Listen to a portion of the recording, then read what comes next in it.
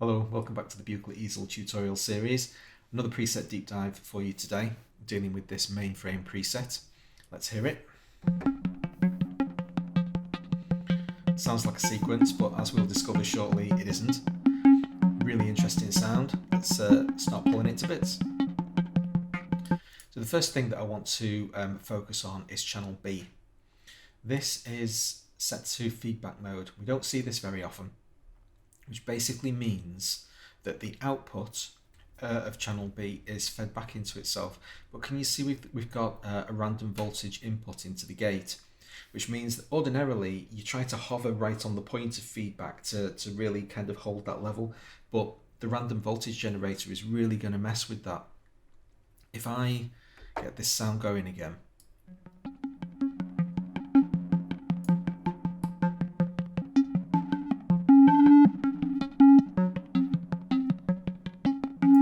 you can hear the random voltage doing that kind of syncopated thing in the background as different amounts of feedback get fed into the system. That's a really cool use of random voltage generators and feedback units. I'd not considered combining them together before until I saw this. Other than that, I'm going to turn channel B off. And we can just focus on the substantial sound. This is the main part of the sound. Let's start pulling stuff away until we can get to a recognizable kind of foundation. Now, can you hear there's kind of a graininess to the sound? That's coming from the overdrive unit. So I can pull that out initially. Smooth the sound, bring it back in a moment. There you go.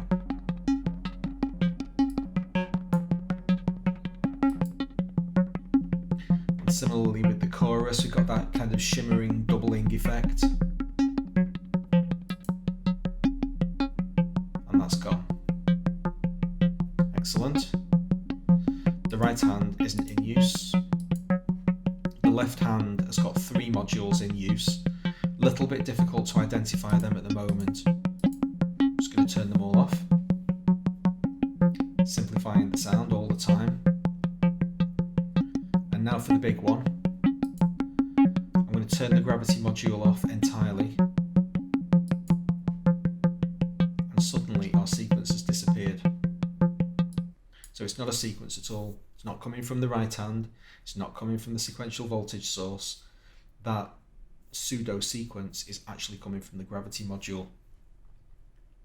We've got the Y destination set to voltage select, which is basically playing different notes via the preset voltage source knobs. Now we're going to come back to that later, but that's why we've just lost the tonal variation of the sound. The sequence, in quotes, was coming from the Y destination component of the gravity module. So, like I say, we'll come back there later. How are we doing with our sound simplification process? Pretty good. So we've got 2 things left to concentrate on now. The length of time of each of those sounds that we're hearing, and then the tonal quality of them. Let's deal with the length side of things first. So it's the pulsar that's responsible for opening the low pass gate, which means it's responsible for how long each of those notes is. The pulsar, in turn, is being fired by the clock, which is synced to the host. So we're getting a consistent clock feeding into the pulsar, and it in turn is opening the gate. So let's get the sound going again. Make each of the notes longer.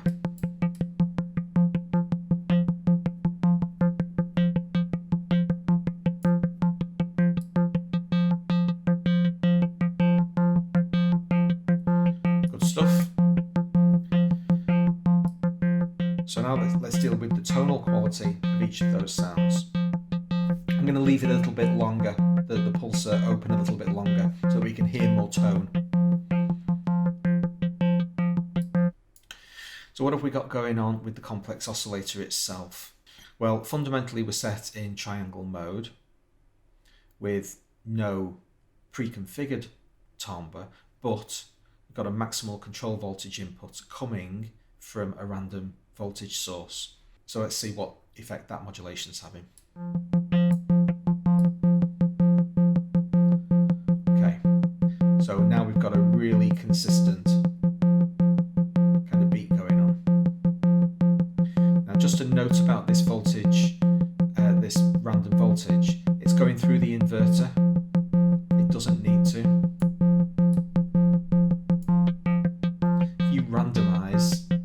If you invert a random voltage, then you've just done an unnecessary operation because it's already random. So I've got no idea why they're going through the inverter. So that's the same effect. Now I've just realised I misspoke. On backtrack, the pulsar isn't absolutely consistent, is it? We've got a ding, ding, ding, ding, ding, ding, ding, ding, ding sort of thing. So there's something going on to make it not quite completely consistent. That's actually coming from the control voltage input, which is being fed from the sequencer. So these little variations of control voltage, that's why I missed it a couple of minutes ago, are having an effect by slightly shortening. Don't forget, an increase of control voltage shortens the pulsar. It's basically inverted. So that's why some of the gates are shorter than the other. Let's hone in on that.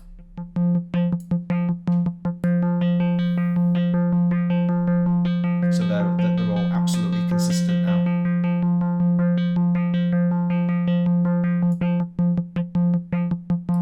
Make that more emphasized.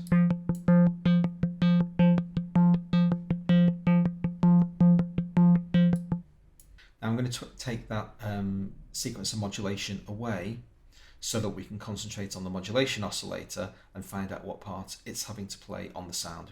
The more consistency that we've got from components that we've already identified, we can focus on the stuff that we haven't seen yet.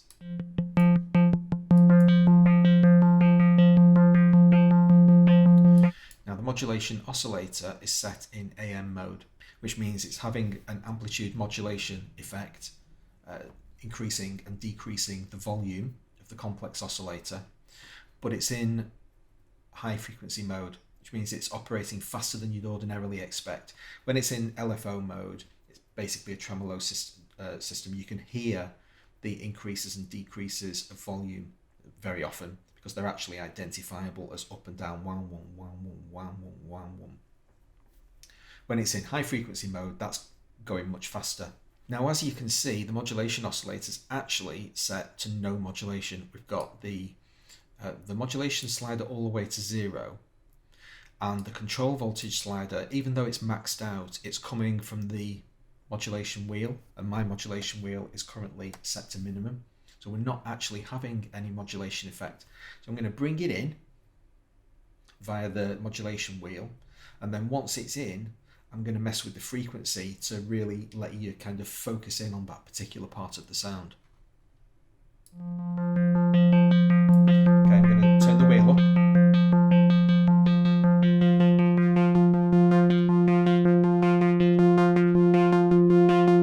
It's just Jean-Michel Jarre all over the place, isn't it? And now let's hear what happens when we make that modulation faster.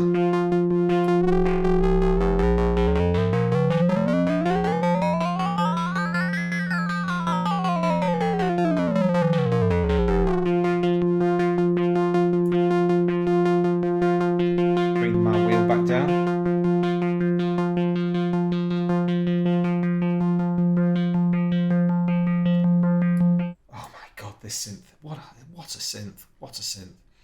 Now then, while we're dealing with the modulation oscillator, I'm going to bring one of the other effects back in. If we nip back over to the left hand, you can see that mod-osc waveform is actually one of our control values.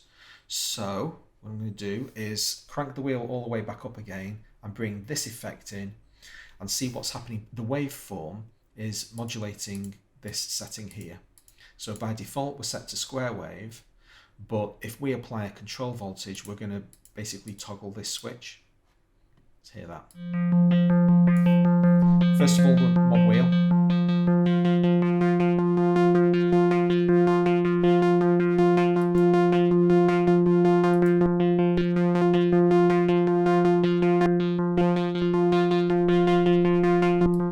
actually don't like this effect. I think it's too brutal.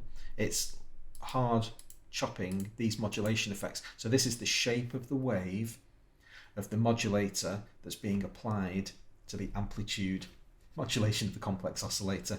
We're not hearing the wave itself, we're hearing it as an AM effect on the complex oscillator. And this is part of the preset that I'm not a big fan of. It's too brutal for me. Well, that's what it's doing. I'm going to turn that back off again. And now that we're here, let's have a look at the rest of the left-hand components. The complex oscillator's wave mix is this knob. So let's do it manually first. And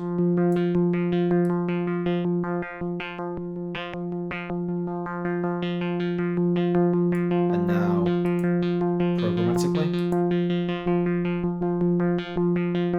I slow this right down.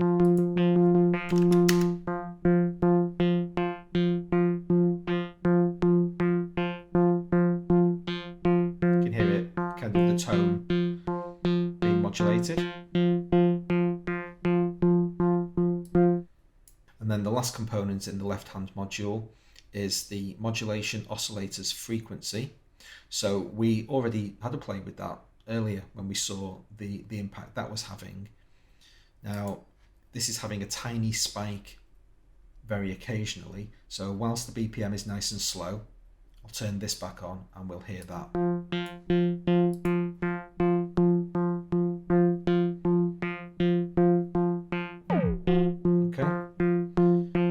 Bring it back up to a regular speed.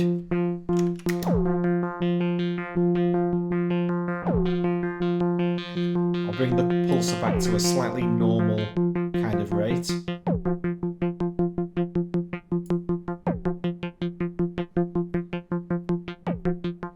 Now the sound's really coming together. All of these components are starting to make a lot more sense now that they're complementing each other. Now then, gravity module. This is a bit of a beast. Let's tackle this one. I'm going to do it in two parts. The first thing that I'm going to do, you can see the voltage select knob's turned all the way up. I'm just going to double click that to bring it off, so that when I turn the gravity module on, we're just going to be concentrating on the pulsar period.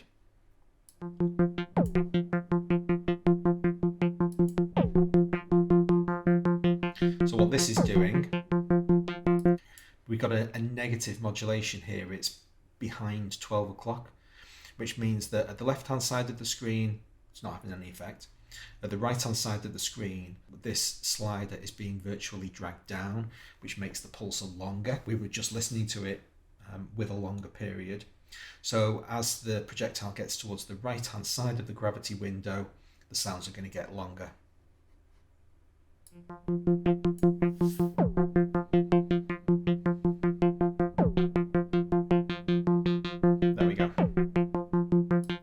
Worth just mentioning, this is one of the better implementations of any gravity setup that I've seen. They've got random throw set to 0, which means it's completely predictable.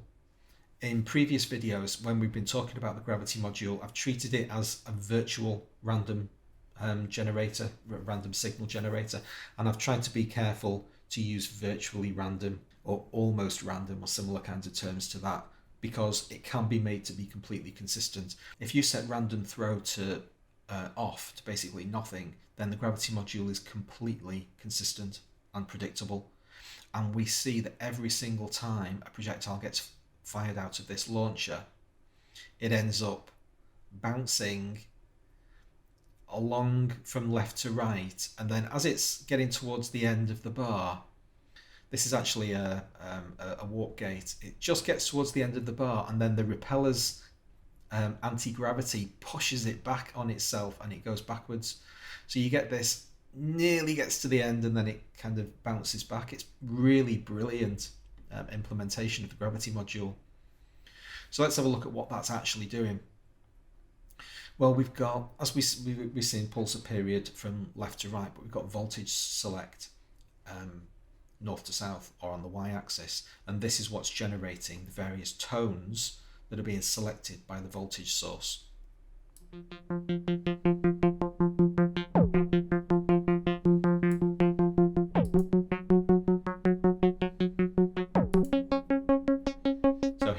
different tones. So this voltage source is applying to the entire synthesizer. This applies an overlay over the top of both oscillators.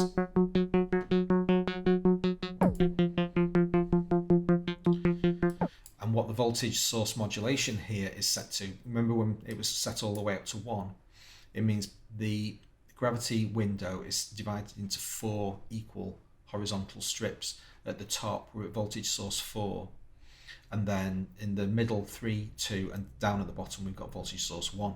So as the projectile passes north to south on the y-axis, it's going to change the pitch of the oscillator and also the speed of the modulation oscillator, and that is what's generating the pseudo sequence effect.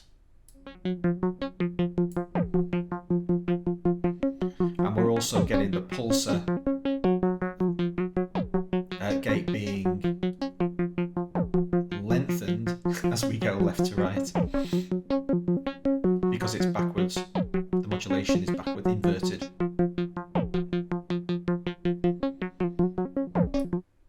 And that's us done, another preset deconstructed. And that's the end of this video series. I hope you've enjoyed it. What a fantastic synthesizer this is. It's a little bit unruly and can very easily get out of hand. But when we were messing with the modulation oscillator and I honed in on that Jar-esque sound, that's just glorious. That's where you want to be. That's the kind of sound you want to be generating. So I've fallen deeply in love with it over the course of this tutorial series, and I will be using it, that's for sure. I'd be really grateful if you considered subscribing, hit notifications, it helps me a lot, and then you'll be sure not to miss my other content. Hope to see you there.